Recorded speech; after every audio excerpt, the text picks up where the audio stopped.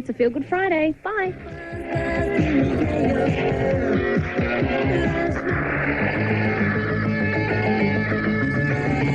Superman! I'm here to help. Super Request on Triple J. The J Files. My name's Adam Campbell. I'm from Queensland. Just wondering if I'd be able to request Type O Negative. Love you to death. Thanks, bye. In her place, 100 candles burning. A salty sweat drips from her breast. Her hips move, and I can feel what they're saying, swaying. They say the beast inside of me is gonna get ya, yeah.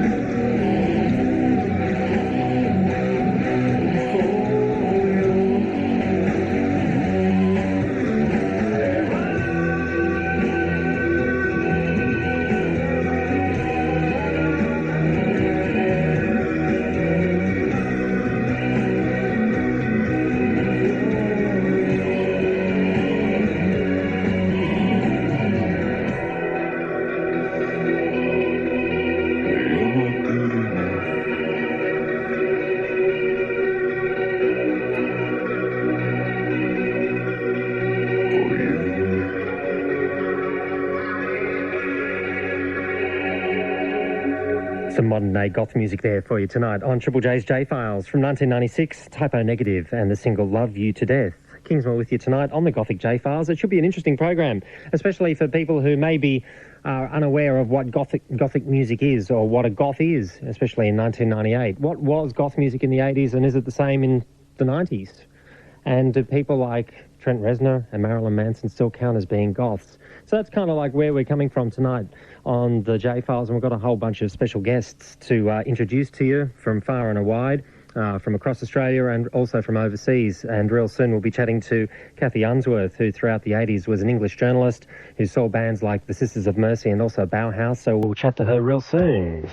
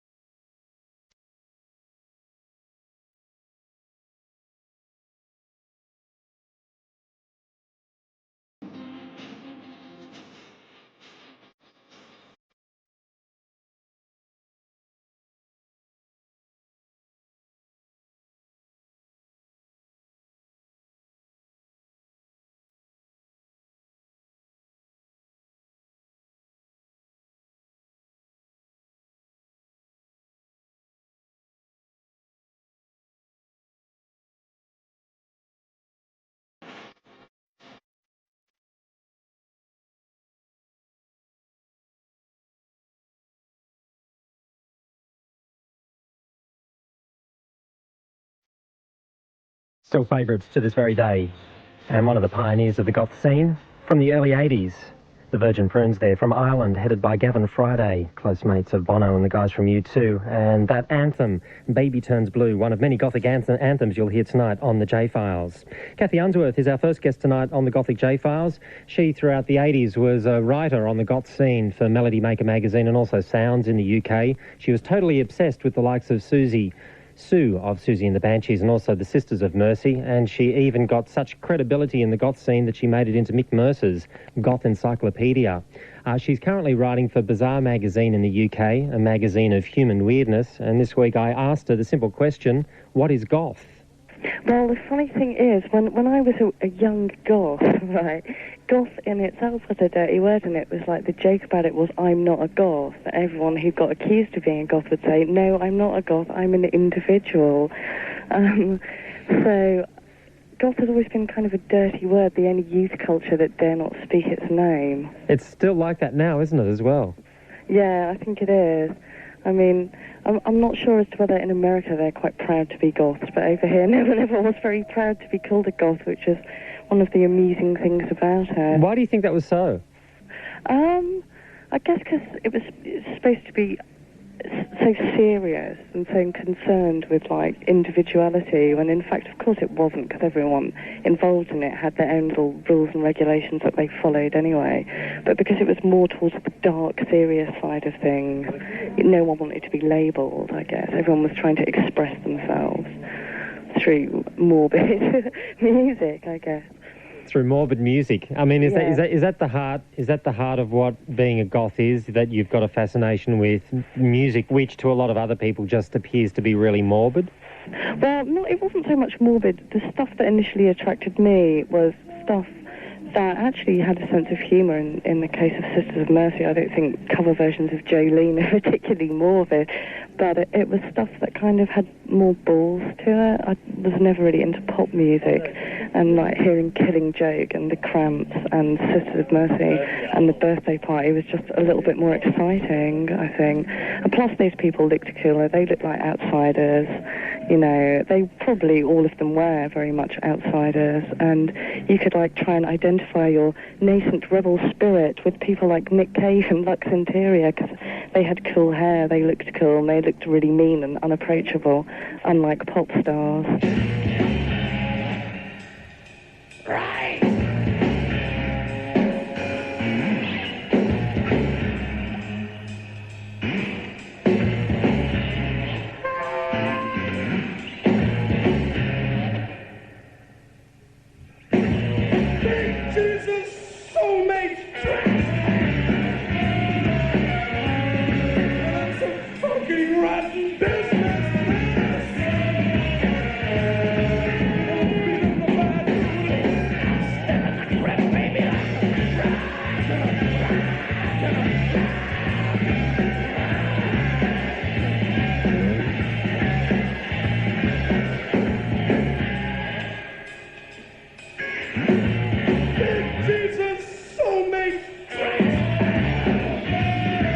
Did you follow the fashions rigidly as well? Well, I suppose I had my own interpretation of it due to the fact that I didn't have very much money. I used to make my own clothes mainly out of curtains, but I did have the black spiky hair. I did try and look like Robert Smith out of The Cure at one point, with not very much success probably, but I always actually liked the way men looked more than the way the women looked. Although I must admit I did have Susie Sue eyebrows, I always thought like Robert Smith or Nick Cave or Andrew Eldritch were the ones who looked really cool. Yeah. So I'd find it like them. Yeah, well, I mean, there was that real crossover in fashion, wasn't it? Whatever the guys were doing, the females were doing to a certain degree as well. Yeah, that's very true. And I suppose it still is now. So how old were you when you were getting into goth the first time round? About 15 years old, I guess. And that would have been in about 1983, 84. And when do you reckon the peak of it was, the movement itself? Well, I reckon the point, it was really good up until this moment in 84, when, in England anyway, the Cult got into the charts with She Sells Sanctuary. And at that moment, goth jumped into the mainstream, and everybody at my school started wearing fishnet stockings under their school skirts, and it became like really accessible. And being the elitist scum that I am, I sort of thought, oh no, it's crossed over, I don't like it anymore.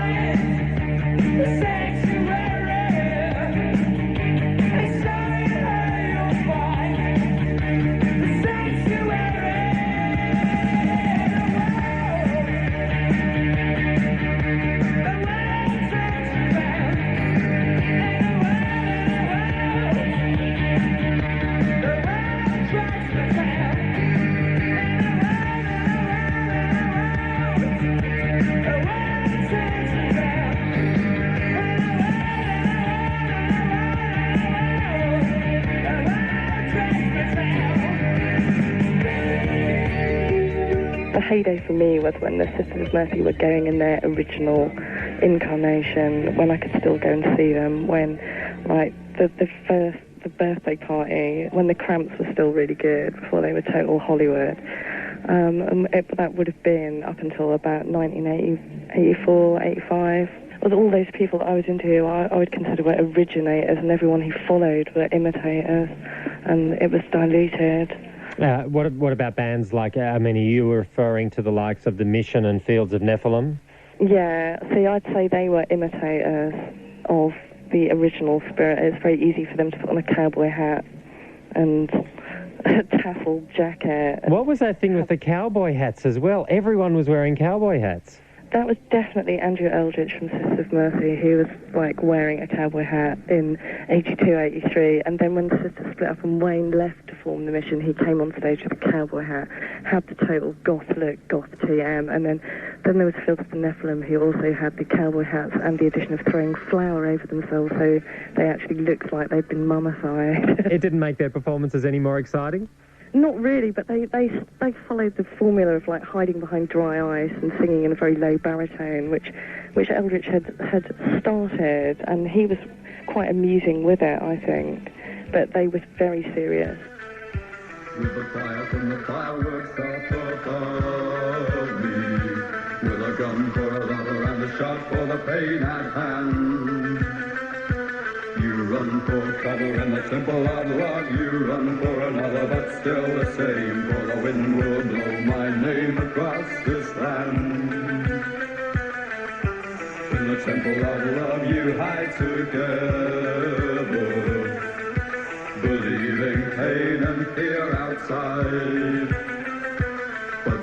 one near you rides the weather, and the tears he cried will rain on walls as wide as lovers' eyes. In the temple of love, shine like thunder. In the temple of love, cry like rain. In the temple of love, hear my calling. In the temple of love, hear my name. And the devil in a black dress watches over. My guardian angel walks away. Life is short and love is always over. In the morning, black winds come carry me far away. With the sunny light died and night upon me. With a gun for a lover and a shot for the pain inside. You run for cover in the temple of love. You run for another, it's all the same. For the wind will blow and throw your walls aside. With the fire from the fireworks of far. With a gun for a lover and a shot for the pain. You run for cover in the temple of love. I shine like thunder, cry like rain. And the temple of love grows old and strong. And the wind blows stronger, cold and long. And the temple of love will fall before this black wind calls my name to you.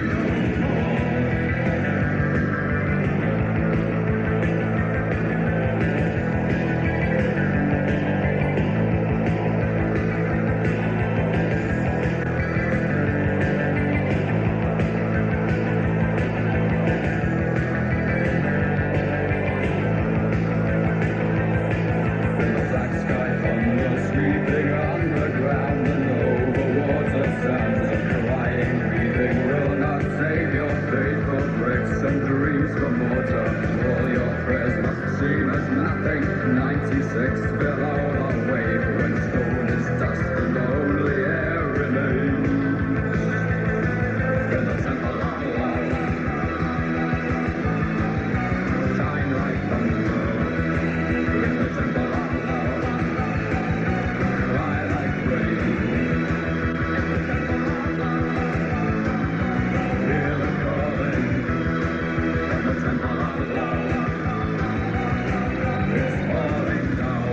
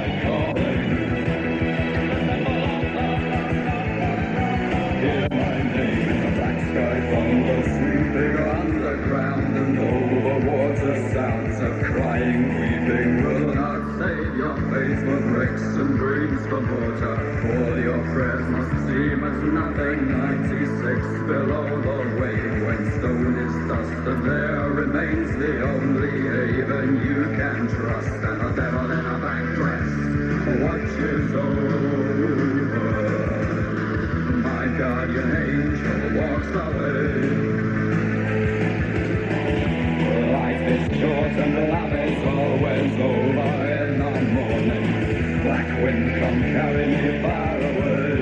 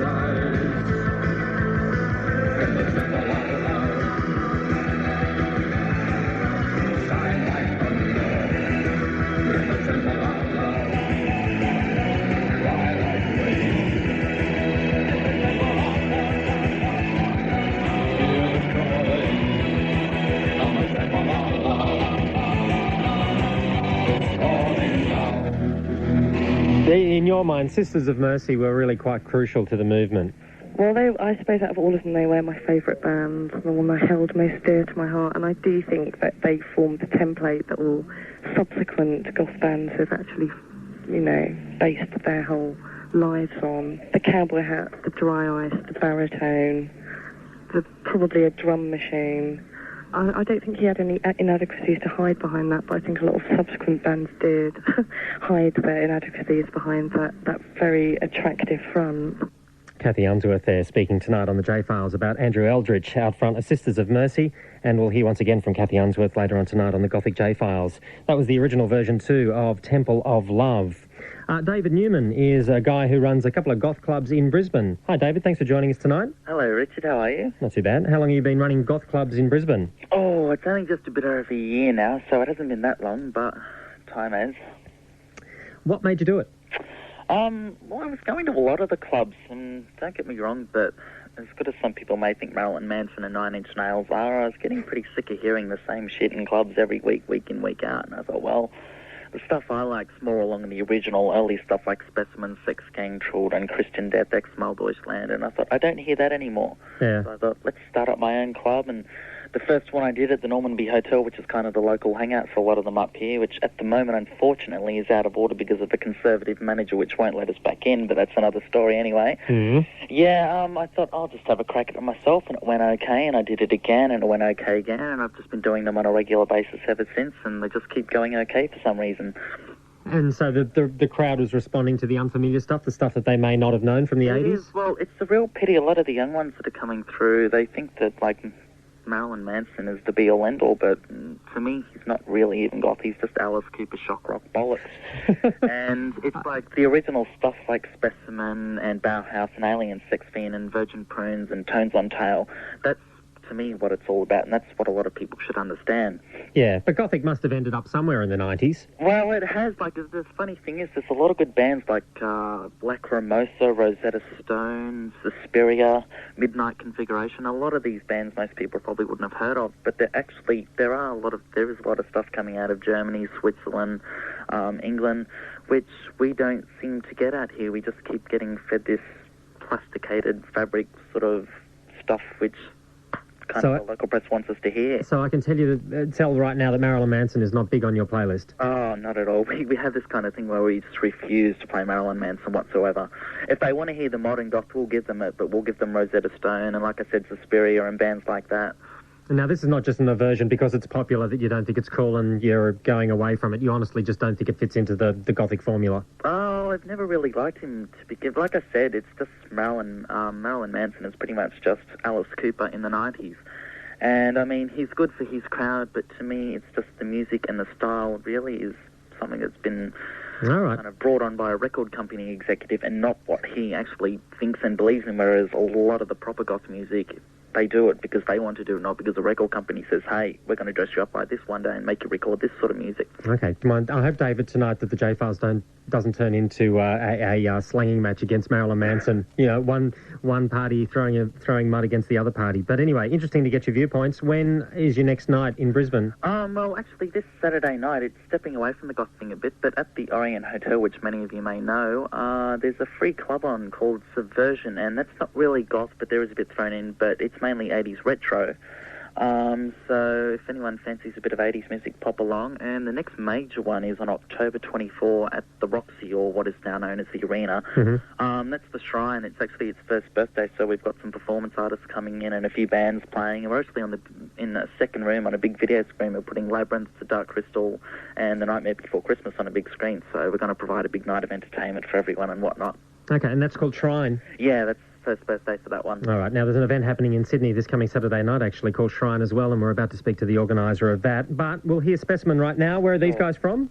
Can I just, before you go, can I give a quick hello to Michael at Norman Park? He's kind of my best friend, and I promised I'd say hello to him. Okay. And can I also say hello to Jody, and thanks for the Passion Pop and the movie earlier on. Okay, David, Specimen, where are these guys from? They're from England. Okay, and this is Hex by them. It is. Okay, thanks for that. Good luck in the future. Thank you, bye.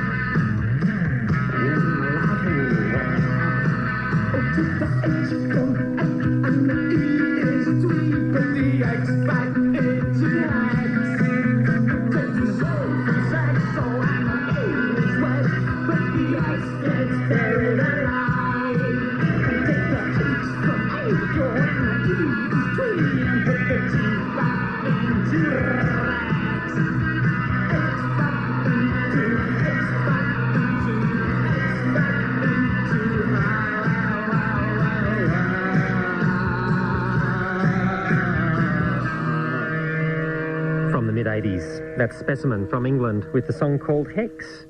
And we'll find out what the goth scene in Sydney is like real soon on the J Files. This summer, roast yourself under the hot musical vibes of Home Bake.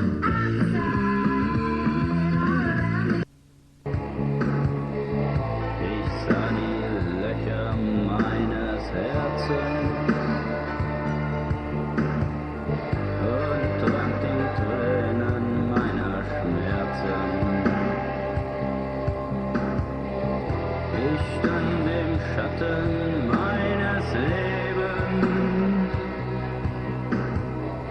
und wartete auf mein Erscheinen auf der Straße meiner Einsamkeit, in den Mauern meiner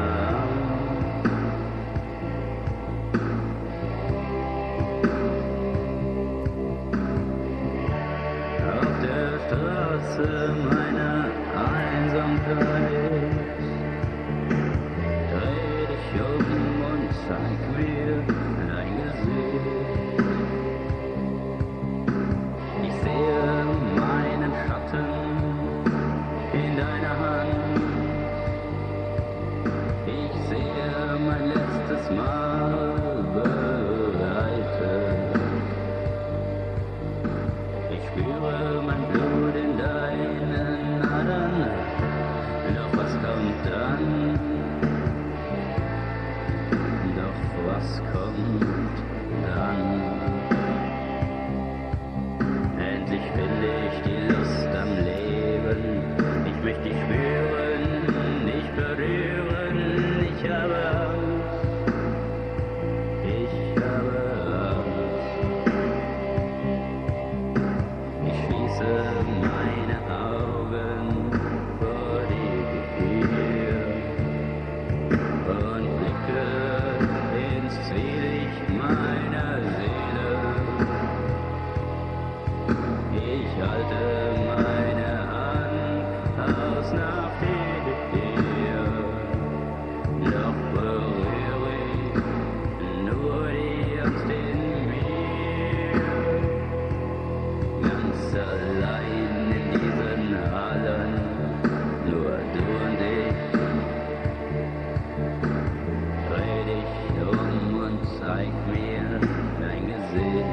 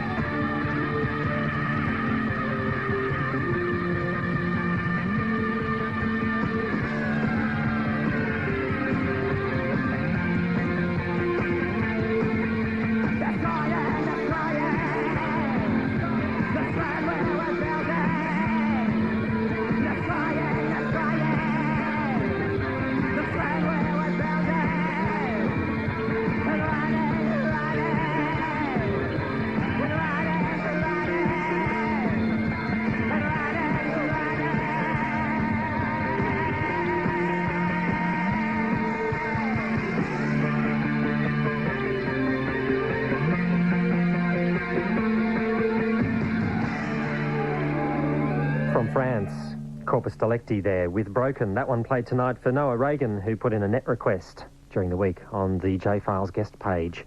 OK, our next guest tonight on the Gothic J Files is Danielle Courtney, who for the last, well, many years, since the age of 15, has been running clubs in Sydney, specifically doing goth clubs in the last 5 years. Danielle, thanks for coming in. How are you? I'm good, thanks, Richard. How are you? Not too bad. Now, you've got an event called Shrine coming up in Sydney this coming Saturday. Yes, the original Shrine, I must add. Now, are you sure you're the original one? Are you sure it didn't start somewhere in London? Well, it could have, but there's a Gothic shop in London called Shrine. That's where we stole the name. It must be very hard to come up with a new name in anything that has to do with the Gothic movement, whether you want to release a record or whether you want to, start a nightclub up. You just steal them. My new club called Astronauty, little plug in there, I saw it on a girl's bag and I thought, hey, that's a great name. Which she probably, the bag was nicked from somewhere else as well, so it's just come full circle. Yeah. Now, Shrine is happening in Sydney this Saturday. The goth scene in Sydney, how would you describe it in 1998? Is it still healthy? It's sometimes healthy, sometimes not. If you've got a really big event, you'll get 500 people. You put on a small event, you may get 10. It's really, really, really strange. You don't know whether it's... I guess Shrine will have a good crowd. You have a good name, good DJs.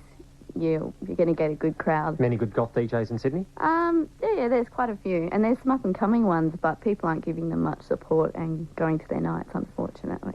Now, we were hearing from the guy, David, in Brisbane, who was talking about the fact that a lot of the clubs these days just keep on churning out the Marilyn Manson 9 Inch Nails, and they don't vary and look back at the 80s. What are the Sydney DJs mainly doing? It's a mixture. We've got DJs that will specialise in industrial music, some that will specialise in Euromantic, which is the 80s, early Cure, Sisters of Mercy, David Bowie, New Order, Depeche Mode. But I love Marilyn Manson, I love Prodigy, I love 9 Inch Nails, Typo Negative, stuff like that. And I say to my DJs, limit it to 2 songs per set. Of what? Of 2 Marilyn Manson songs or two Prodigy songs, because they get requested all night. Yeah. Prodigy, Marilyn Manson, 9 Inch Nails. Yeah. So it couldn't be too bad. Everyone's requesting it, so it must be... He must have done something right. Well, what's happened to goth music in the 90s, do you think? Where's it gone? It's changed. It's moved. It's sort of like goth meets heavy metal in a dark alley. That's the way I'd like to describe it. It's sort of... You think bands like Cradle of Filth. Yeah. They've always been called a metal band. Fear Factory, they used to be called metal band. Now they're some of the best dance floor tracks. So it's metal crossing over with goth. The dress is changing. People aren't wearing the full frocks anymore. They're getting more into the PVC, the leather, the rubber, the spikes. But you must see a traditional element of the goth crowd as well out at the clubs. Yeah, it is smaller though.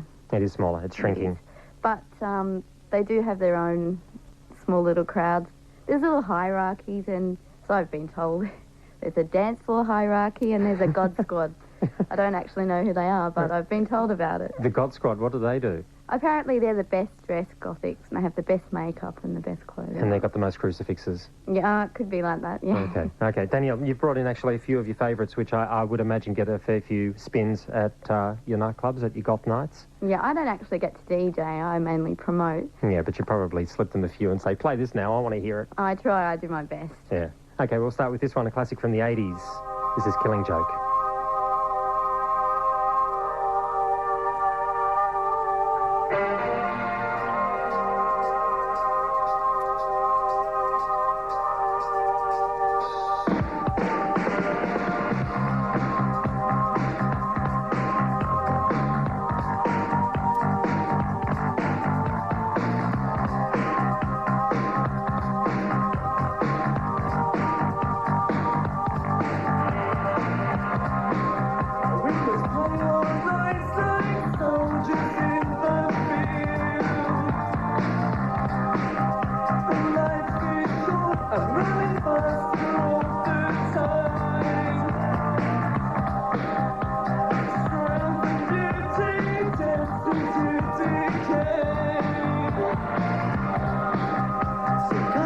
Till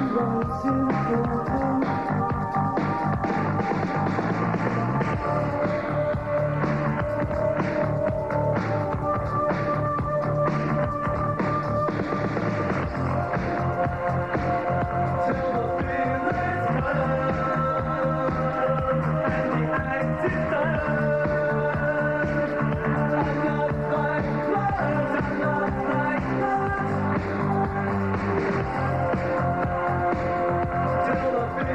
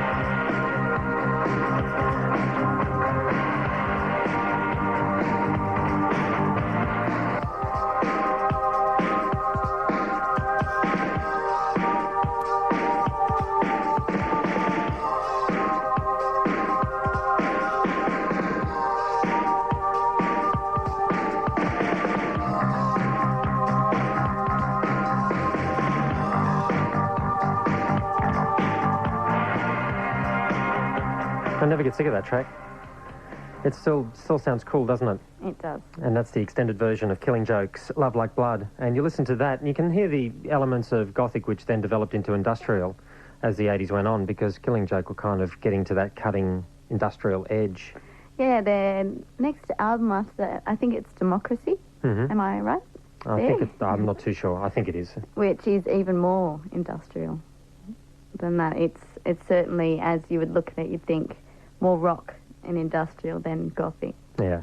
Danielle Courtney is with us tonight on the Gothic J Files. She's been running and promoting the Shrine nightclub in Sydney, one of the most popular goth venues for quite a few years, and it's been resurrected this coming Saturday night at the Palladium. What sort of turnout do you reckon? Will you get all the old crowd back? I'm hoping so. Hi everyone, I haven't spoken to you for a while. Please come on down, you're all welcome. Otherwise it's going to be a big empty room. Yeah, I mean, do you reckon the elements of the goth scene are still pretty much strong there in Sydney? Well, I've been having Astronauty there and getting 300 people, but we're expecting a lot more than that, actually, for the resurrection of Shrine. Okay. I must say that Shrine was also started with DJ She, who she helped us set up Shrine, and then she had to leave due to work commitments.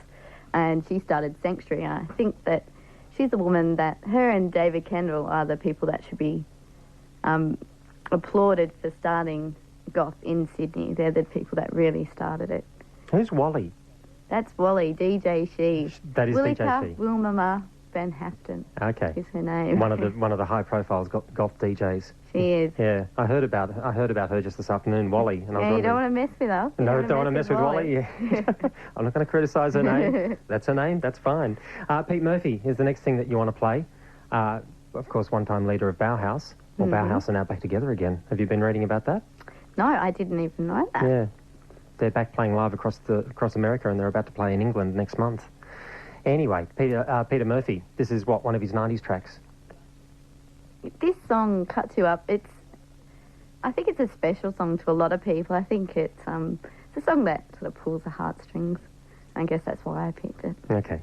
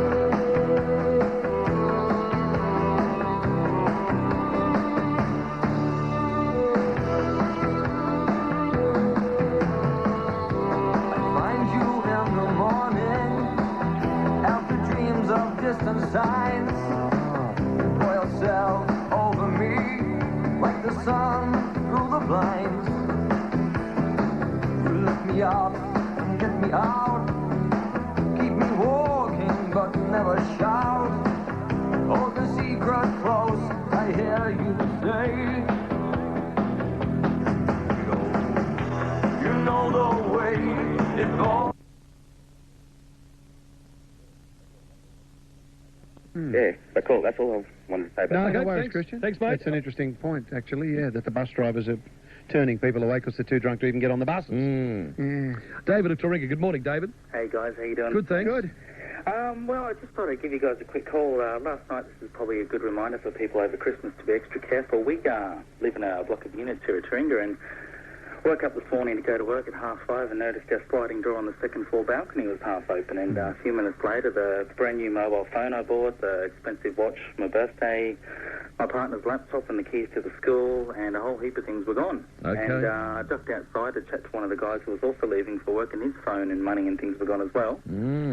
So yeah, about for this 8 or 10 units here, and I'd say probably close to 3 or 4 of them so far that we know of have been done over. So it's probably a good reminder for people to make sure you keep locking up at night. This time of year. Yes. Did you have your security door locked?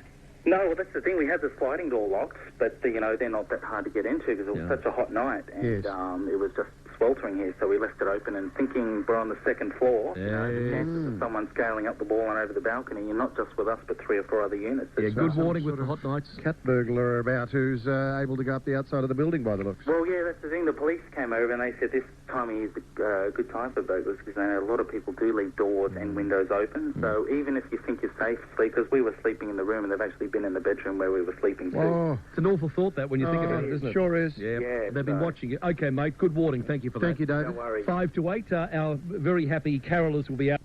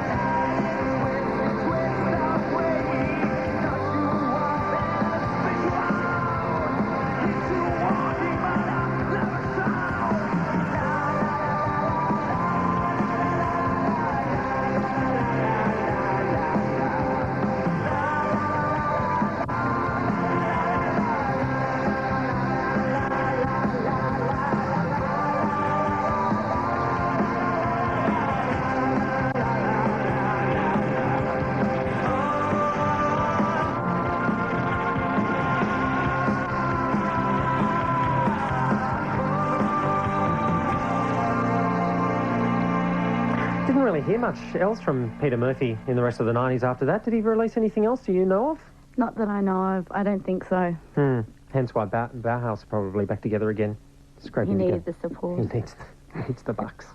Peter Murphy there and Cuts You Up. Danielle Courtney, one more plug for Shrine. Okay, Shrine, brought to you by myself and by Michael Goody, also known as DJ Pornstar. We've got him, DJ She, Wally, DJ Arcana, and DJ Sanguanas, who's getting a lot of press in drum media at the moment. Okay. 11 p.m. till dawn, Palladium. Literally through till dawn?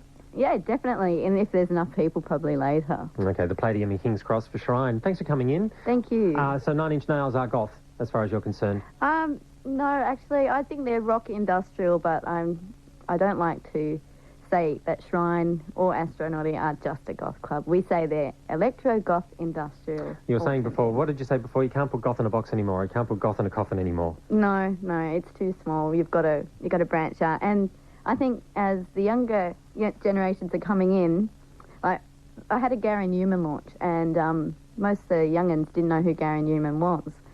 Now, most people at my age, 25, they love Gary Newman. They knew who he was, but the young'uns didn't. So the 9 Inch Nails, the Marilyn Mansons, they're the ones that are taking over as far as I'm concerned. And in some ways, there may be a route back to discover what was happening, the decade before as well. I mean, because Trent Reznor has got a lot of visual characteristics which are derived from, I reckon, a lot of the 80s goth artists. Oh, yeah, definitely. And a lot of the imagery he uses as well. Well, you look at Marilyn Manson's new image, it's Ziggy Stardust, David Bowie.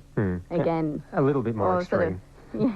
Slightly, yeah. On a few more acid tablets or something like that anyway. Okay, thanks for coming in, Danielle. This is 9 Inch Nails. Thank you very much. Be it goth or not, tonight on the Gothic J Files.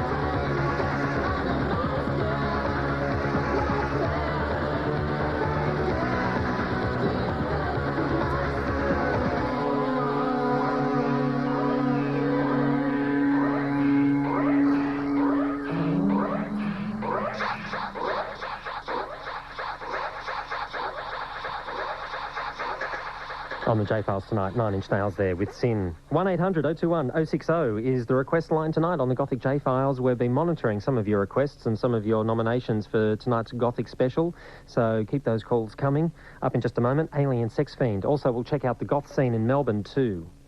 Rustle up what you need to know on the morning show. Sex is so complicated. It's sympathetic and parasympathetic nervous systems working together. It does require a major load on the body. The back seats can tell you lots of stories of FJs. So.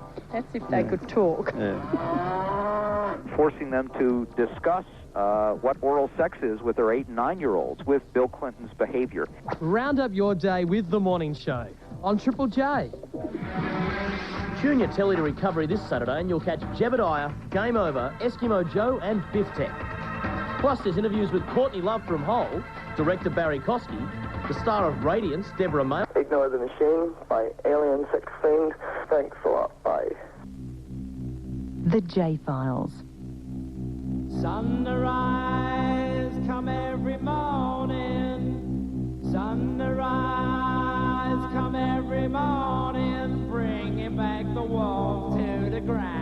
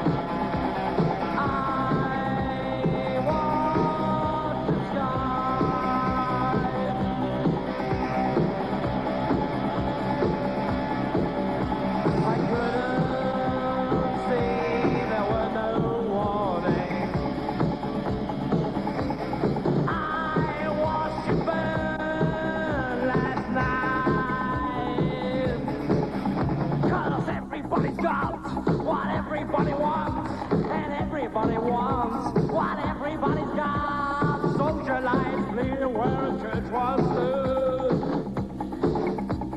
Ignore the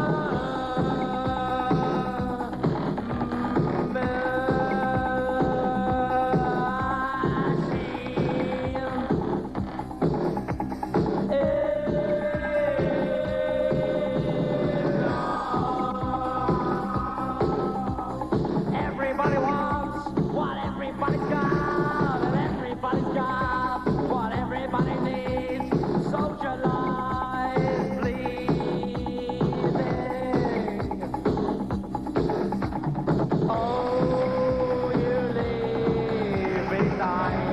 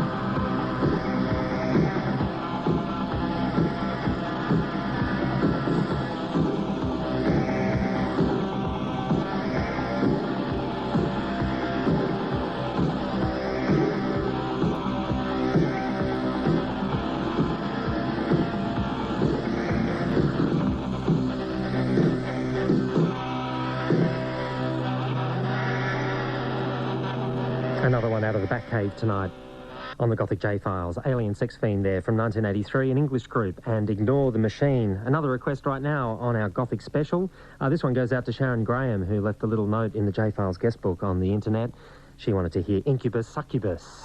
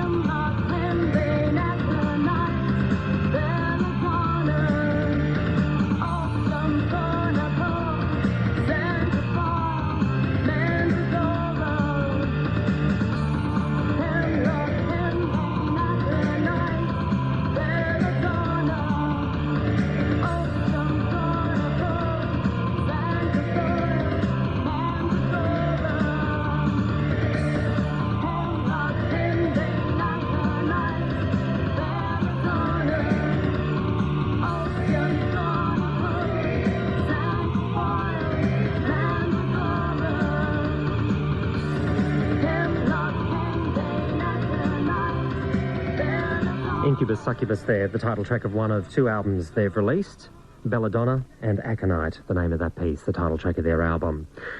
Joanne, hi. Hi, how are you? Good. You go to goth clubs a lot, do you? Yeah, Abyss nightclub in Melbourne, Subculture occasionally, and a new club called New To Be, which is new romantic and retro kind of music. Okay. So it's broadening a bit. Yeah, basically. And Abyss nightclub is held at the Paladin on Burke Street.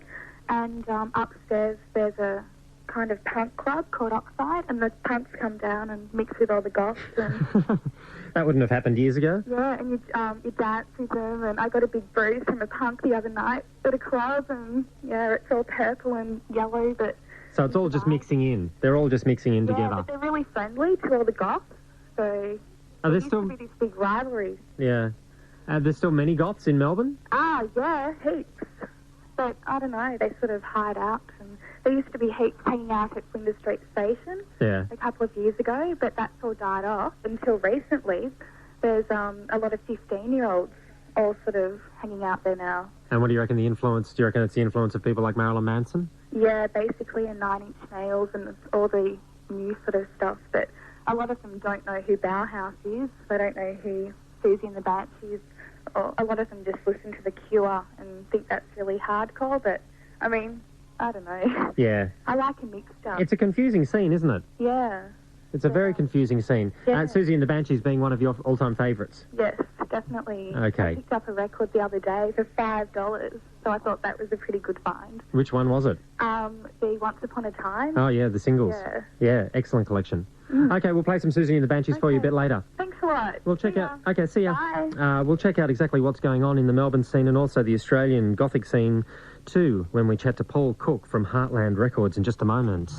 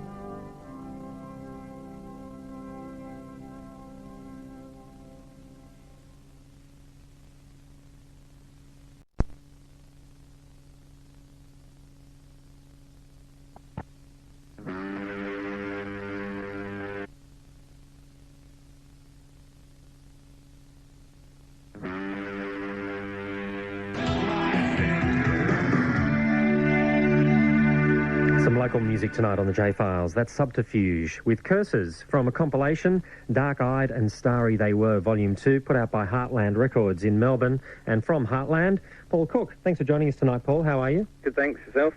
Yeah, not too bad, not too bad. Before we start talking generally about goth music, give us the Heartland Records story. When did it get going, and give us some background? I've been about 5 years, I guess, now as a shop.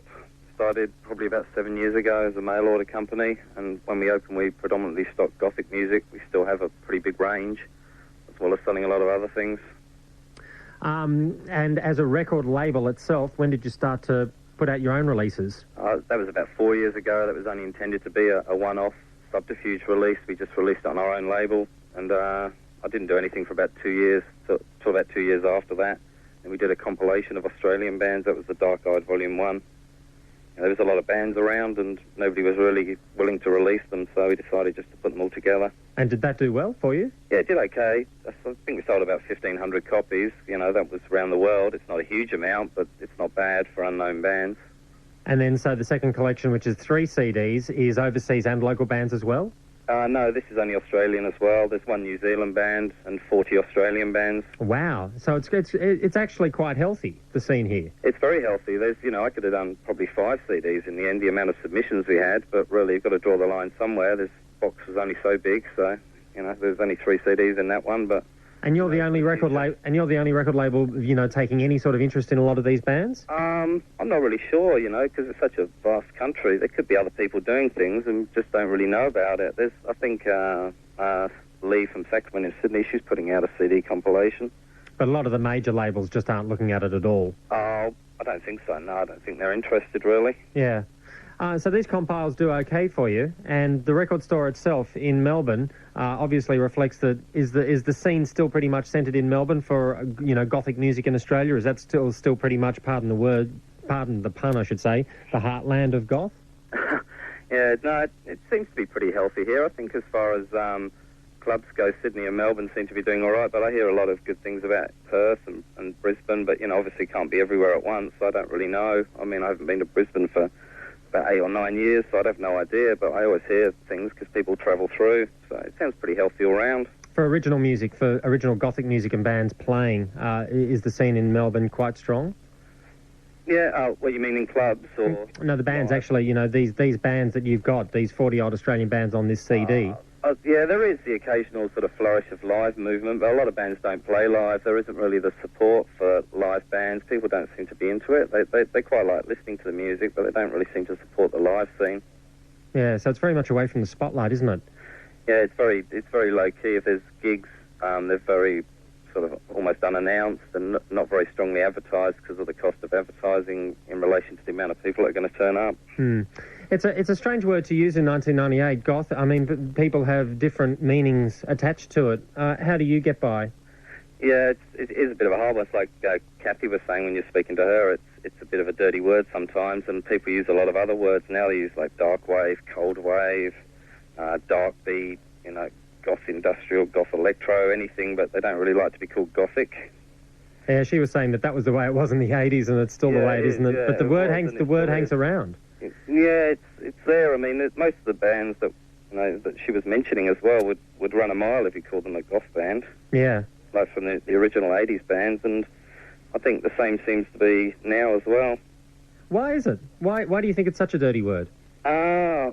I think sometimes, again, she sort of summed it up reasonably well. It is about individualism, I think, and a lot of people don't want to be associated with a whole group of other people that are the same. But, is that the same for a word like punk or techno? No, I don't know. I guess it wouldn't surprise me. I mean, every scene's got, the little small groups of people who sometimes think they're better or sometimes think they're worse, and, I think it's the same in any scene, really. There's always a bit of elitism and a few people who just want to be completely individual. Yeah. There's people that really like gothic music that you wouldn't know if you saw them in the street. They don't dress up like goths, but that doesn't mean to say they don't like the music as much as anybody else. Is it still pretty much a strong fashion statement, do you think? Oh, it is. The fashion's one side of it, for sure. There's, that's a pretty big movement, and I think that crossed over, into the mainstream a few years ago, from what I could tell, just, walking past normal clothes shops. They had all these, full-on velvet dresses and capes going in, what I'd call commercial shops. So it's obviously, you know, that's part of fashion as well. Yeah, no surefire way of killing a movement than by doing that, is there? No, yeah, you know, you wouldn't want to be seen, really, would you, if you're really into the fashion, which I'm not. I'm probably, you know, totally unfashionable. Yeah. In terms of stocking the actual record store as well, Heartland in Melbourne, you know, the word goth tends to incorporate so many different elements. Do you have a problem knowing exactly what to put on the shelves? Not really, no. We basically, we import everything ourselves. The majority of the music, apart from the Australian stuff we stock, would come from Germany, America and England, and we deal with most of the sort of predominant labels from those countries. So really, we basically order everything that comes out and we give it a try. Some things prove to be really successful, and some things maybe we only sell one copy. Yeah. But yeah, we pretty much know what's going on, therefore we know what to stock, and it is a case of really, you have to play it to people, and you have to sort of tell them about it via a mail order service or, you know, whatever, because there's no other way of them hearing it, really. Yeah, so you've built up quite a strong network. Yeah, it's not bad, yeah, it's going quite well. It's more, you know, we're not trying to take over or anything like that. I mean, it'd be good if there was some more shops and everything, but, you know, I'm quite happy the way it's going. And more releases coming out on your label? This year, I think the only one we've got planned for this year is an album by the Baroness and Love Lies Bleeding. They're doing a complete studio album, and that's due out this year. But other than that, doing the box set virtually killed me off, so I'm going to leave it till next year. It is a weighty project. It's an excellent packaged series. Yeah, it came out really well. Dark Eyed and Starry They Were, Volume 2, a 3-CD set. And Paul Cook from Heartland Records has been with us tonight on the Gothic J Files. We'll hear from another local group. What can you tell us about Icon? Yeah, they're probably the most successful Australian group, I'd say. They got signed to a German label. They've done God knows how many albums, about 5 or something now, a few singles, and released in America. They've done really well. They came out of Melbourne? Yeah, they're from Melbourne, yeah. Are they still living in Melbourne? Yeah, still here. Living in a penthouse somewhere, probably. 5 albums, but they still don't get out and play live much anymore? They did play quite a few times, but there's been a few line-up sort of changes, and at the moment they're not playing live, but they have done in the past quite a few times. Okay. This is Icon. Thanks for that, Paul. Okay, thanks. And this track from the compilation is called Subversion 2.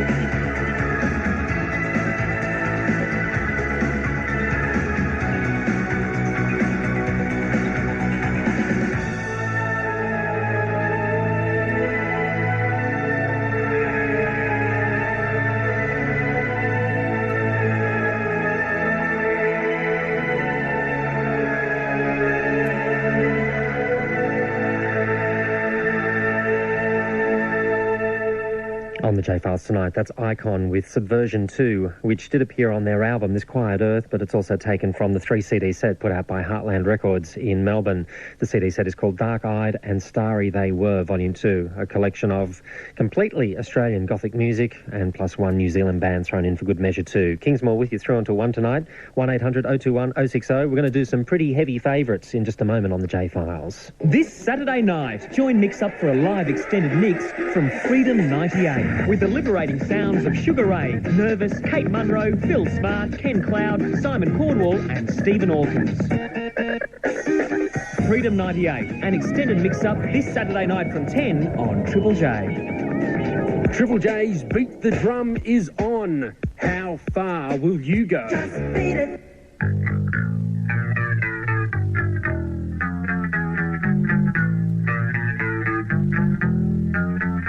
The J Files.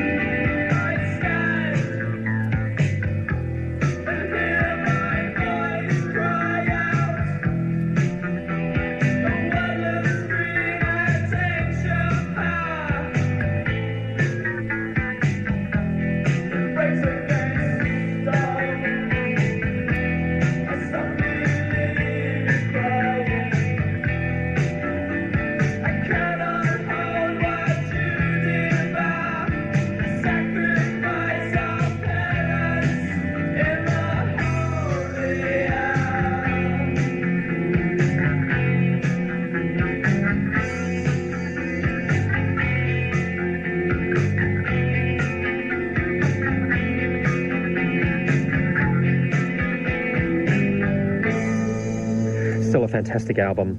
From 1981, The Cure with Faith. And yes, them being one of the artists who would run a million miles away from the word goth, but they did pretty much capture a scene, a mood and a time with that album. And that track, The Holy Hour, was heavily requested this week on our J Files page on the internet.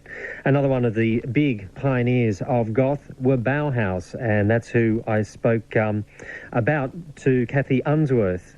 Kathy Unsworth, who we heard from earlier tonight on the Gothic J Files, was a journalist who covered the goth scene in England throughout the 80s, writing for Sounds, Melody Maker and a bunch of goth fanzines.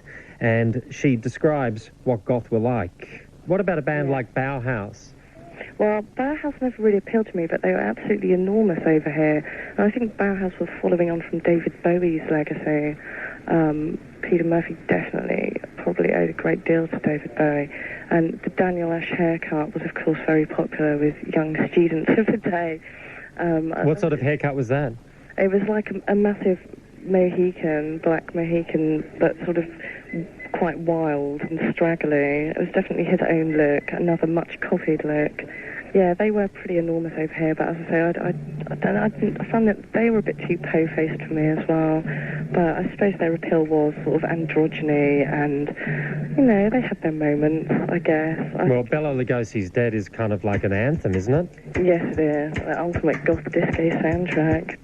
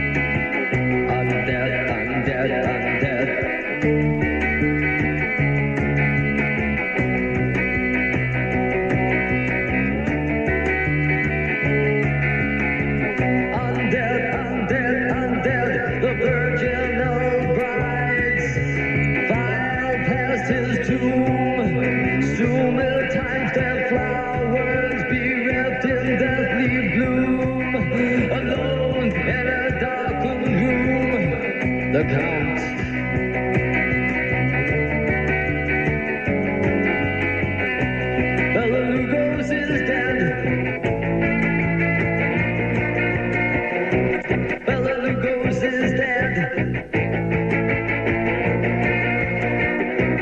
Bela Lugos is dead. I'm dead, I'm dead, I'm dead. I'm dead, I'm dead, I'm dead.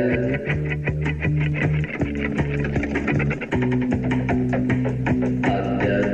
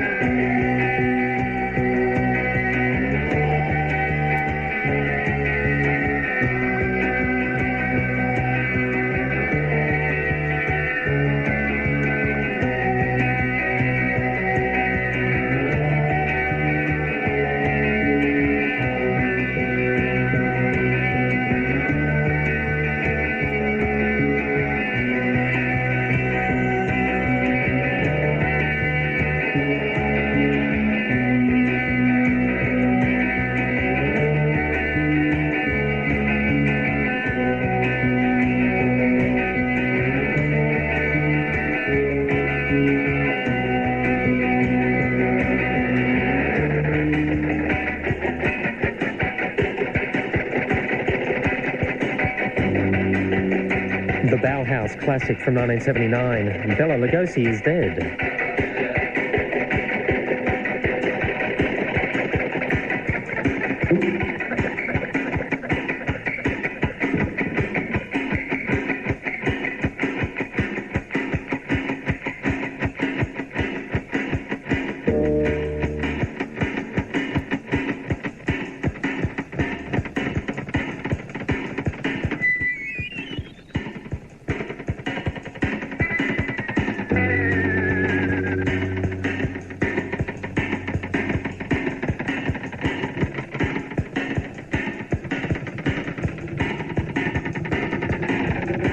And Bauhaus are, of course, reformed now and are about to play in London next month. So, how do you reckon they'll be received? I reckon there'll be loads of old people there, old people like me. We'll see how many bats have left the belfry and what remains of the Daniel Ash haircuts and how many people have lost all their hair since those glory days. It's going to be a brave step for them to take, although they have been touring around the States over the last few months. I know that for a fact. Have they been going down well over there? All I know is that Courtney Love went and saw them in Hollywood. She would.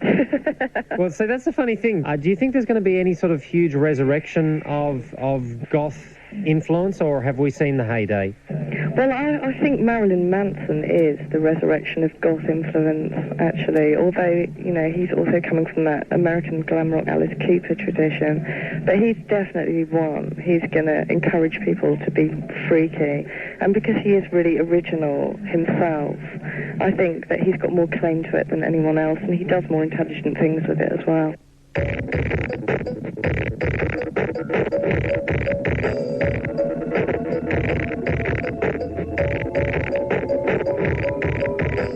Each time I make my mother cry, an angel dies and falls from heaven.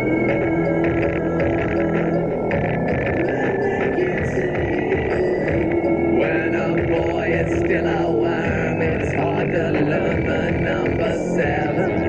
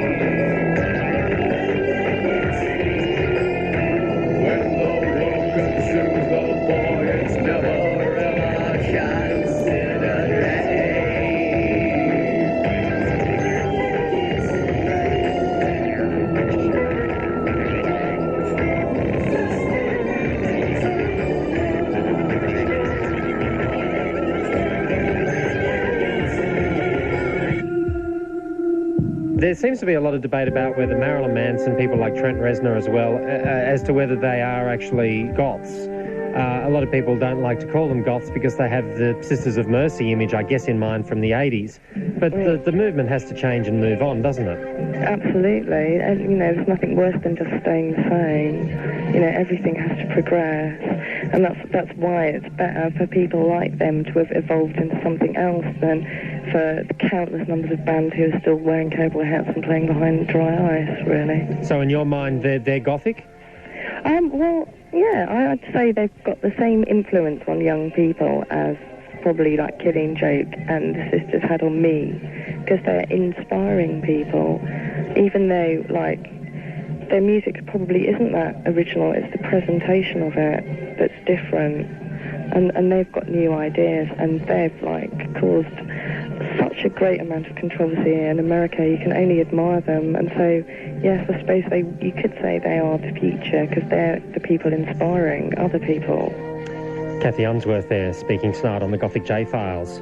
So what do you reckon, Sarah? Have Marilyn Manson been a big influence on you? I don't think so. I think they're cliched and basically full of hot air.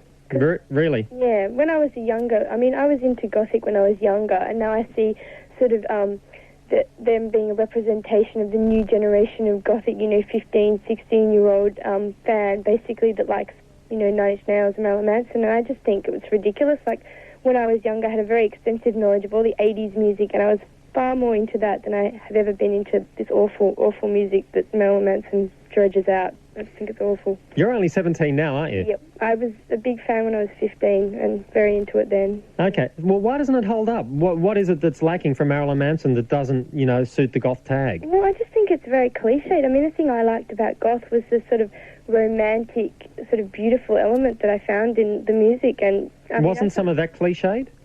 Yeah, it really was. But, I mean, this is just awful. Like, it's yuck.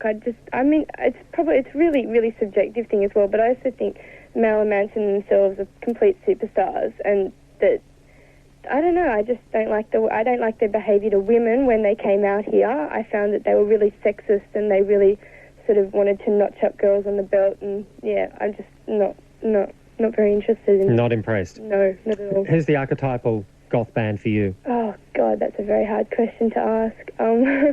There's not really an archetypal one in my eyes. It's sort of a conglomeration of all different elements. I really like, I don't know, sort of things like Clan of Zymo and really early 80s, I don't know, yeah, I like... So you're still heavily into the 80s scene? Yeah. I mean, I've sort of explored a plurality of genres. I'm not really just into goth now. I like all sorts of different things, but I still like the really romantic elements from sort of nice stuff. I like Corpus Delicti, and I don't know if you've heard of them, and, you know, those sorts of bands. Car Crash International, and, yeah, all that sorts of...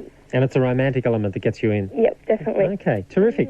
We'll try to play some of those later on tonight on the J Files. Thanks, Sarah. Thank you. Bye-bye. Okay, Louise. Yep. What do you reckon about the Marilyn Manson thing before we hear which track you want to hear? No, I don't consider Marilyn Manson to be gothic at all, to be honest. I mean, Marilyn Manson and Nine Inch Nails, they're very much, they're industrial bands. I don't see anything gothic about them. Not even slightly influenced? Well, the thing with gothic now, it's got very broad, it's not so defined, and you've got a lot of hybrid stuff. So... Isn't the definition of Gothic, I mean, not to get bogged down in a philosophical debate, is Gothic essentially the bizarre? There is an element of the bizarre in what Gothic by definition is. Well, yeah, I guess so. And you can't get much more bizarre than Marilyn Manson at the moment. True, but that doesn't necessarily mean that he's Gothic. I mean, yeah, okay, you get a lot of goths that like him and stuff, but... I'm sorry, I just don't consider him to have anything gothic about him, really. I just consider them as an industrial band, and I'll never be able to categorise them any other way. All right. Well, who is an archetypal... we had trouble with Sarah trying to pick an archetypal goth band. Is there one in your mind? Well, I mean, I'm very much into... my tastes go into the very sort of classic goth with the very orchestral sort of... the orchestral music, like the church bell tolling sort of thing, the deep, mournful vocals. Is this the Dead Can Dance type stuff as well?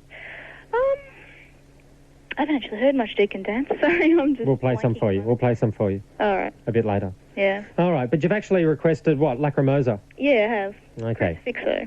All right. Well, we're still having trouble finding that one, Yeah. but we'll try to grab it because I do know that we have actually got something by Lacrimosa to play for you soon. All right, cool. Okay. Thanks, Louise. Yep, thanks a lot. All right. 1800 021 060. This one, though, in the meantime, goes out to Megan, who wanted us to also know that there is a nightclub in Sydney besides the Shrine called Ritual, which is a very popular goth club. But her request is this: Switchblade Symphony.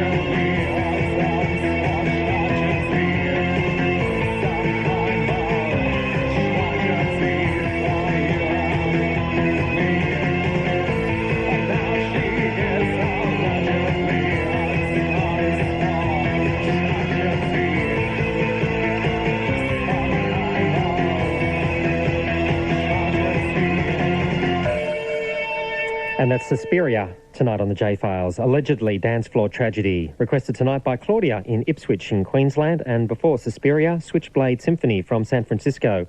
And that one for Megan tonight, and their track was called Wallflower. The Requiem night as well is happening in Sydney on Monday night. There's a lot of goth clubs, and one of the DJs is Lee. I just better tell you, the Requiem night is actually on at 77 William Street, and one of the DJs is DJ Lee. That Suspiria track comes from a compilation which DJ Lee has put together. The compilation is due out soon. It's a 2-CD set called Eternal Chapters, and it's a fundraiser for the radio station where DJ Lee also works for. 2RRR Public Radio in Sydney on 88.5 FM has a weekly Gothic program presented by DJ Lee, and you can catch it every Wednesday night. Don't worry, don't feel guilty that you're going to miss the Australian Music Show a couple of weeks or whatever, but Wednesday nights between 10 and midnight you can catch on 2RRR in Sydney, 88.5, Sacrament, presented by DJ Lee, and keep an eye out for the double CD Gothic compilation called Eternal Chapters, which is due out real soon. We'll check out what's happening in the Perth goth scene next on the J Files.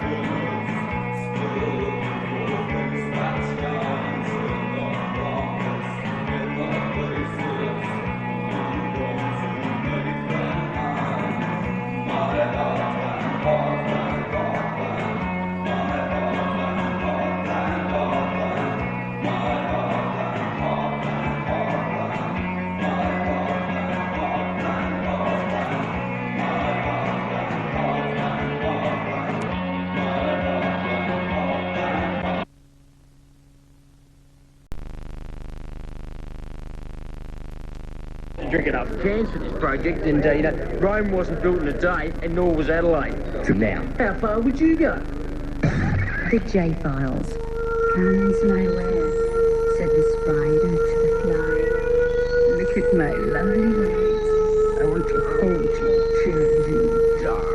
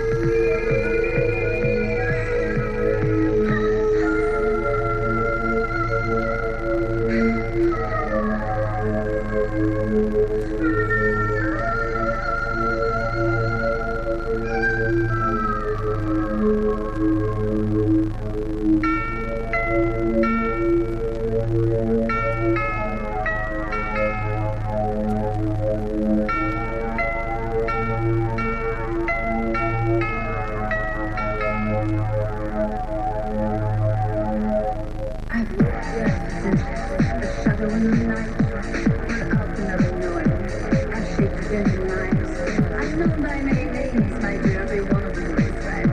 I'm a devil to the living, an evil angel to the dead. And you think you've got heart, sweetheart, you've really no idea.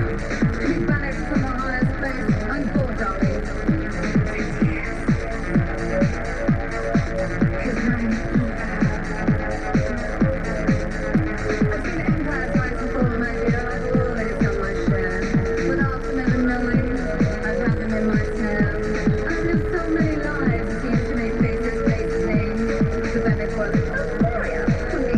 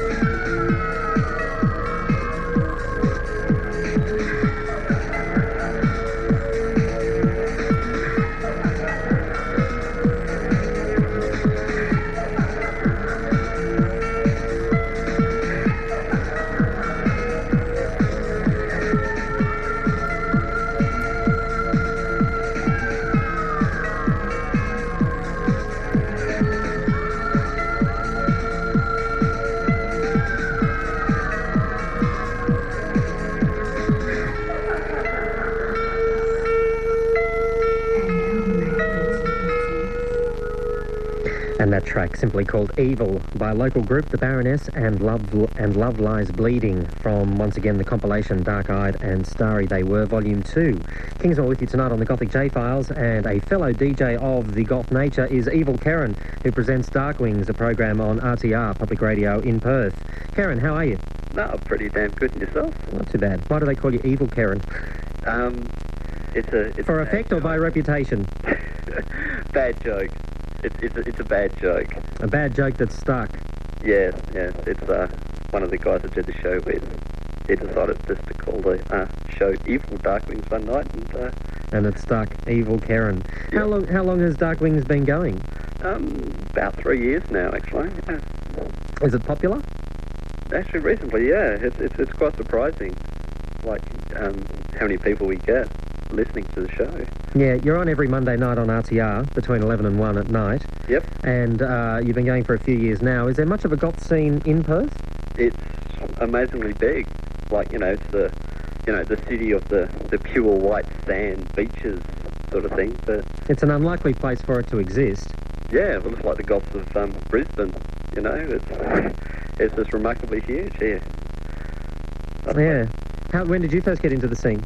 Oh, I don't know. Ages ago, actually. Probably about 4, 5 years ago. Yeah. Yeah. And what turned you on? What was the band or what was the music that you were listening to that turned you on? Well, I don't know. Actually, it was more sort of the films. The films? Yeah. Like what? The Crow, I suppose. Well, everybody has to say that one. Yeah. Yeah. I don't know. I suppose My Life is Thrill Kill Cult as well.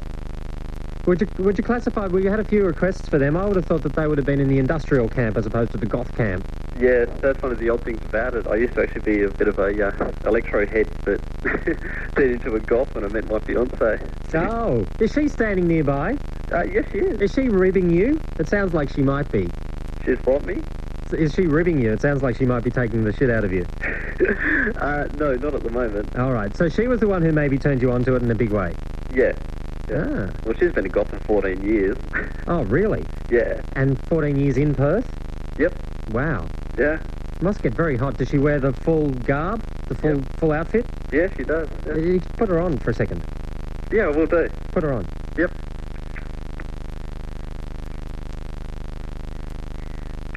Kylie. Hi. Hi, it's Richard again. Hi. 14 years of goth in Perth. Yeah, it's pretty amazing. How can you stand it in summer? In summer I generally only wear makeup when I'm going out, basically. So it's still about 40 degrees at night, though. Yeah, you get used to it, though. How? I don't know, you just do. You put your makeup and then I get ready and if it melts off, it melts off. It would melt off every time. Wouldn't it melt off within about 5 steps out of the house? It's not too bad. As long as you don't touch your face, you're pretty much right. Yeah. Yeah, okay. And what was the moment 14 years ago? Cast your mind back. What turned you into a goth? I was about 15 and I was walking through town and I saw all the punks and the goths hanging out at one of the arcades and that sort of got me interested, so I started clubbing and got into it. And then it's just built up and a lot of people grow out of the scene, but you haven't. No, it's strange, isn't it? Yeah. I'm sort of hanging around like the grandmother or something. Yeah, you must be a lot older now than everyone else. Yeah, I notice a lot of the kids it's like quite young, so I notice a difference. Yeah, do your friends ever sort of question why you're still a goth? My straight friends do, but not any of my alternative gothic friends. Why, are they stuck with it too? A few of them have, but not many though. Yeah. Yeah, no, it's odd because sometimes it seems to only last for 5 or 6 years within someone's life. Yeah, well, my parents thought it was a fad that I was going through, and I sort of kept going and sort of didn't stop. It's a healthy fad.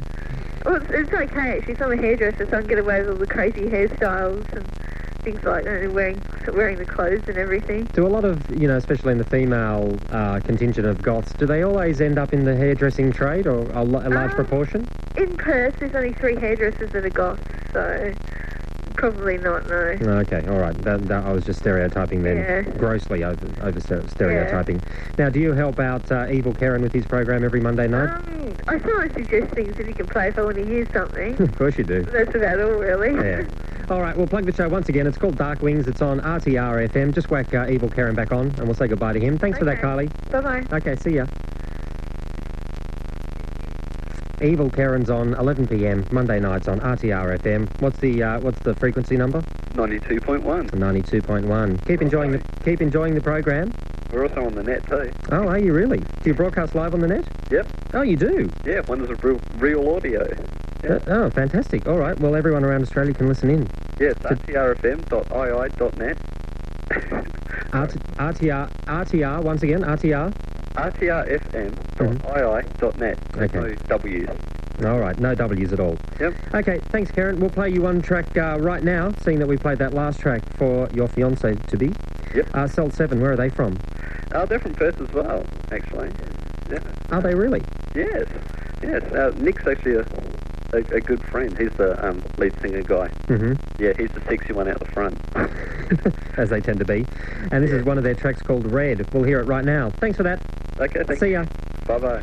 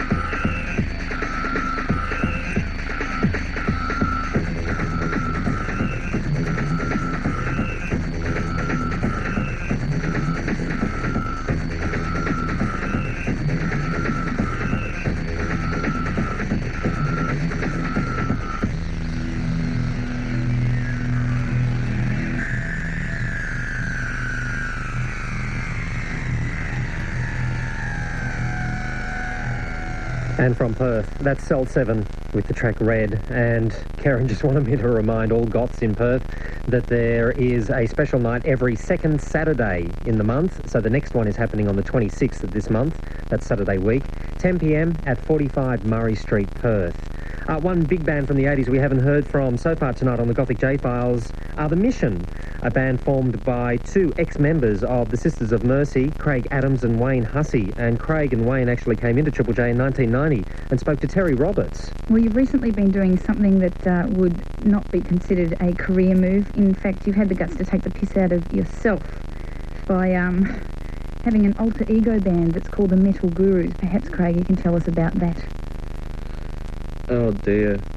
No, we wanted to play, but instead of sort of like going on and being deadly serious and playing mission songs and being, you know, like... being like a mission? That sounds really awful. No, it was just... Like we go on and we're really serious every night. No, but, you know, instead of doing that sort of like thing, we wanted to do something different. Well, it was Christmas time. It was Christmas time. The Wonder Stuff were doing a couple of shows. And they asked us to be special guests one night, so we thought it was Christmas, let's dress up and have fun.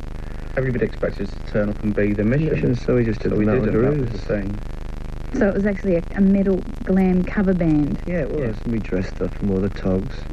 And interestingly enough, when we get back in a couple of weeks, we're doing a Metal Gurus Christmas single with Noddy Holder and Jim Lee from Slade.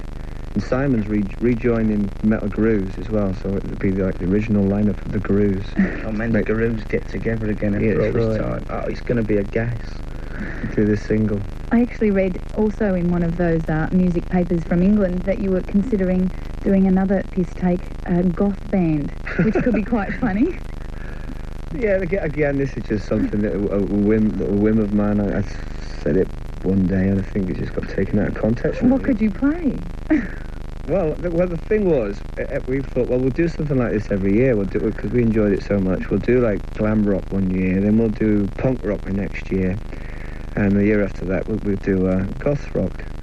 Yeah, and it was like someone actually pointed out, well, that's all right because you wrote, you know, a few classic goth tunes yourself. Like Punch. I don't know. I don't think it'll ever happen, actually. I still believe in God, but God no longer believes in me. The J Files.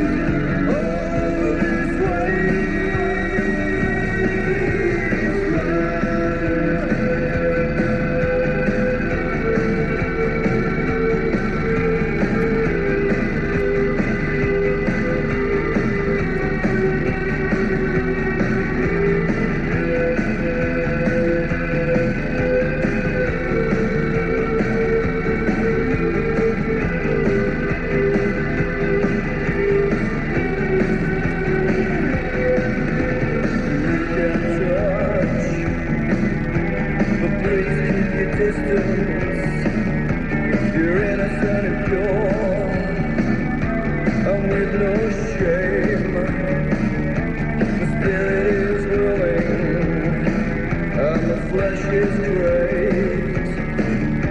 It's easy yet taught with the pleasure of pain. Over this land, over this wasteland, over this land, over this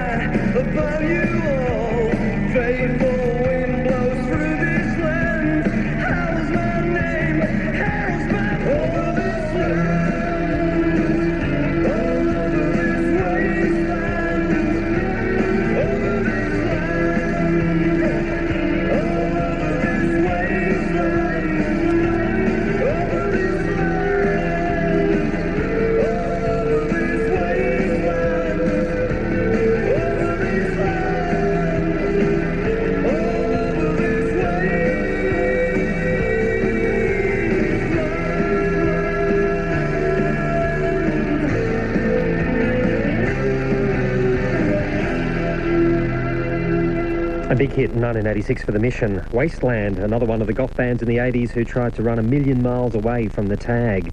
A guy who was spinning discs in goth clubs in Canberra through the latter half of the 80s is on the line right now on the J Files, and that's David. Hi, David. Yeah, good evening, Richard. How you going? Not too bad. What did you do, about 5 years in the clubs? Yeah, I worked from 1985 to 1990 in a club called the Manhattan, which was, back in the 80s, was sort of Canberra's only alternative nightclub. You know, they had all the mainstream stuff, but it was the only place where, you know, gothics could go to. But unlike a previous caller who said that, you know, punks and goths just didn't mix, in the Manhattan it was quite unusual because it was the only alternative nightclub in the city.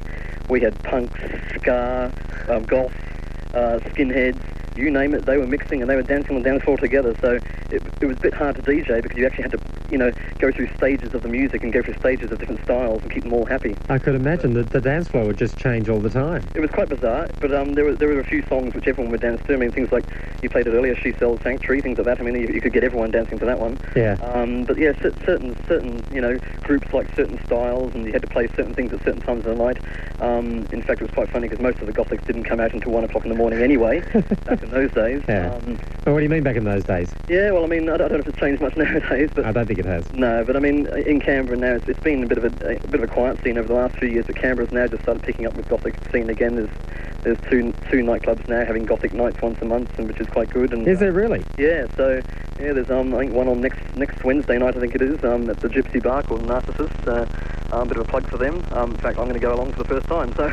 Oh wow! What to work? 30-year-old old goth going along. So, yeah. What, to spin discs or just to look? No, I've been asked by a couple of people to maybe have a go. I'm going to go along and have a look, and you know, maybe the following month I might have a little go myself. I'll see what happens. But, fantastic. Yeah, so I mean, if there's any of the old goths out there, come along and you listen to some of the real good stuff. But, yeah, you've hung on to all your records from the late 80s yeah, then? I've got a very large record collection, and being a DJ in the 80s, you sort of relied on vinyl only. In fact, CDs came in as I was finishing, and sort of I hated CDs at first, but now I'm sort of gradually building up a huge CD collection of all the old classic, not just Gothic, but of course, your Cure and your Smiths and your New Order and everything else. And of course Depeche Mode coming out soon. So sort of you're building up the whole lot. But Well, David, what satisfied the goth crowd back in the late 80s? What sort of discs? I mean, the word goth to me is a bit of a joke anyway, and I mean, in fact, it's funny, if you look up in the Macquarie Dictionary, the word goth actually relates to the 3rd and 5th century group of people that roamed around Roman parts of Europe. And then the the Gothic architecture and things like that, it's got nothing to do with music at all. But and then the literature, of course. And then the literature, and in fact, in the Gothic print is actually very elaborate, pointed characters in the print, and the Gothic literature means, in fact, it says here, grotesque and horrible. So, I mean, people talk about Marilyn Manson. Well, he's pretty grotesque and horrible, so maybe he is Gothic according to the dictionary. Yeah. But I mean, the word goth, a lot of bands didn't like being called goth. In fact, the band I've chosen tonight to listen to is very different to what we've heard tonight so far. It's a German band. So I've gone to a very Germanic Gothic sound, and that is of Leibach. Now, I mean, Leibach, a lot of people haven't heard them, were quite unusual, and it's worthwhile people listening to an album they did. Unlike a lot of bands which do covers, Leibach actually covered a whole Beatles album called Let It Be. Yeah. And if you listen to this album, there are so many different styles of Gothic influence in this album. It's unbelievable, right? From the singer, whose voice is probably it's even deeper than Andrew Aldrich's actually, but his voice is so deep, it's incredible. But then you have beautiful melodic tones of female voices, and it's just an incredible album. So very clever they were. Yeah, in fact, Triple J used to, back in the 80s, I remember in Sydney, when I used to live up in Sydney for a while, they used to play a lot of good, Gothic and alternative music, and the fellow from Melbourne before, with the record company, he played a couple of local bands which I'd never heard of before in my life, and I mean, it's a pity that Triple J doesn't pick up on a lot of these. They pick up a lot of the Australian stuff, but nothing quite as alternative as what alternative probably really is nowadays. Alternative nowadays seems to be quite mainstream. So a lot of it is in such I don't know, they're just in such small genres or subsects of the population, and to get to know it and to get hold of it, you really got to kind of go in there. Yeah, well, I think the whole music industry is now sort of realising. I mean, it used to bug me. I spoke to you once on the Retro Night about a year ago about music, but it bugs me when people bag out the 80s. Now, I mean, to me, the 80s were classics because there was some fantastic music, not just Gothic, but in ska and in rockabilly and the whole bit. And nowadays, it seems to me that the early 90s have been a little bit dead, in my opinion. There's been some great stuff there, but it's now there's this big resurgence in ska, big resurgence in rockabilly with the Living End, and there's heaps of ska with the Mighty Mighty Boss Tones, things like that. And and now that the Marilyn Mansons being Gothic, whether you say they are or not, who cares? But there seems to be a big resurgence in 80s style music, and yes, it does change, and yes, it does go on, which is great. But I mean, if anyone picks up the Australian band, the Living End, which are a great band, in fact, going to see them in Canberra soon, listen to the Stray Cats. I mean, it's just them all over again, three-piece band. And I think the same with Marilyn Manson. I mean, Alien Sex Fiend is what I first thought of when I first saw Marilyn Manson. So I was really pleased to hear tonight that you played Alien Sex Fiend, because I mean that was the reference point for you. Yeah, I mean that's right. I mean the Alien Sex Fiend was very strange, very bizarre, and fantastic. But what you said about keeping the Gothic happy in Canberra, well, it was quite easy because, I mean, you basically played a wide range of things. In fact, Bela Lugosi's Dead by Bauhaus was the sort of the closing song of the night, Yeah. Sort of 5 o'clock, 6 o'clock in the morning, you'd play that. It's a perfect one to play at that time of the night, too. Yeah, and I'd sort of put it on and then, go down, so it was great. Yeah. Now, Leibach. Yeah. This is Life is Life. This isn't actually from the Let It Be album. Yep. But this is a wonderful piece. Yeah. They're actually from Yugoslavia, too, not from Germany. Not from Germany, no. They actually sung a lot of things in German, though. Yes, that's true. Okay, thanks for that, David. No, great. Good night.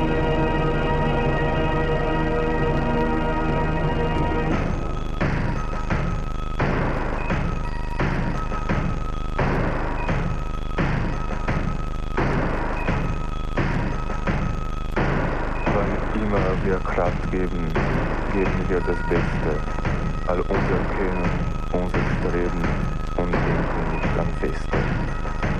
Kraft ist, was uns einzusteht, wir bekommen nur das Beste.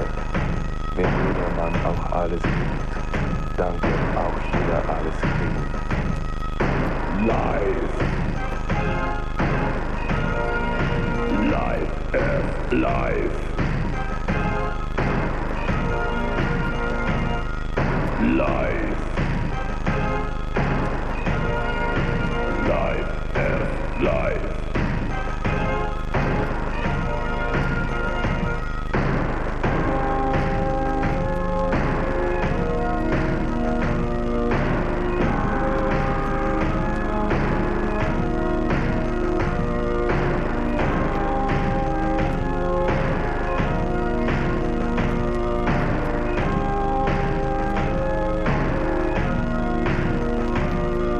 We all give the power, we all give the best. Every minute in the hour, we don't think about the rest. And we all get the power, we all get the best. When everyone gives everything, then everything will get. Life is life.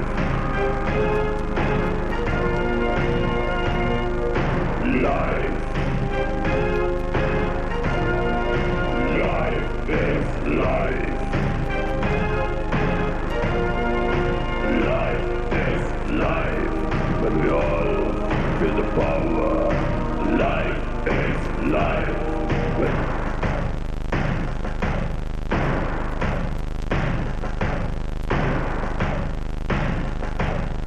We're glad that it's over. We thought it was lost. Every minute of the future, the memory of the past. But we gave all the power, we gave all the best. And everyone lost everything and perished with the rest. Life is life.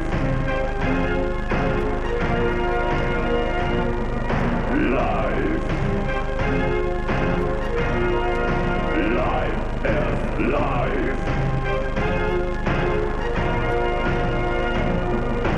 Life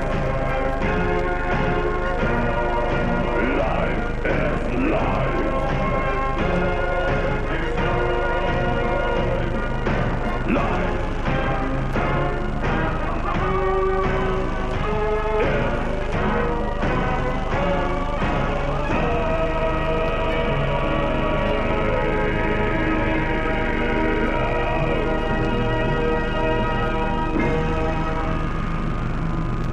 The J Files.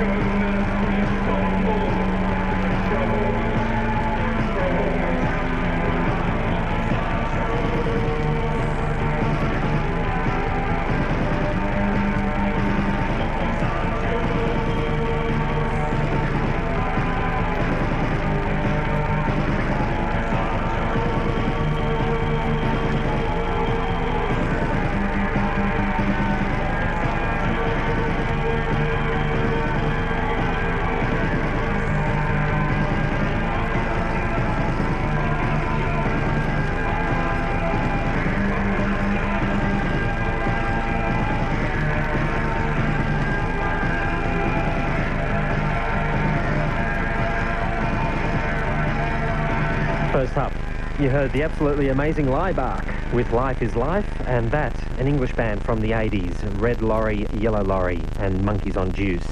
Pretty much coming to a close of tonight's Gothic J Files. Red Lorry, Yellow Lorry were big fans of this group, Joy Division.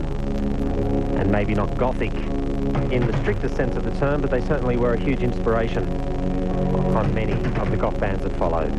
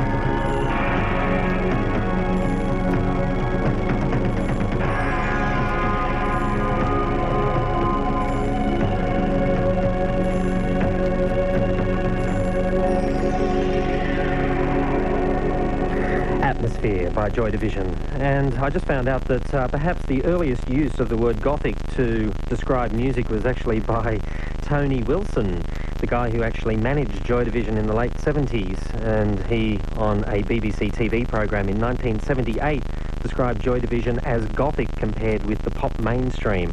That's apparently the earliest use of the word to describe music. Kingsmill with you tonight on the Gothic J Files. Paul Brent's up next. A few people to thank before we bid you farewell. Many thanks to Jeremy Close, Kathy Unsworth, Jane Gazzo, Lee Spencer, Danielle Courtney, and of course to Naomi Cox. And we'll be doing Billy Bragg next Thursday night on the J Files. And I'll leave you with this group. The Merry Thoughts, and this is their track Voice in a Star.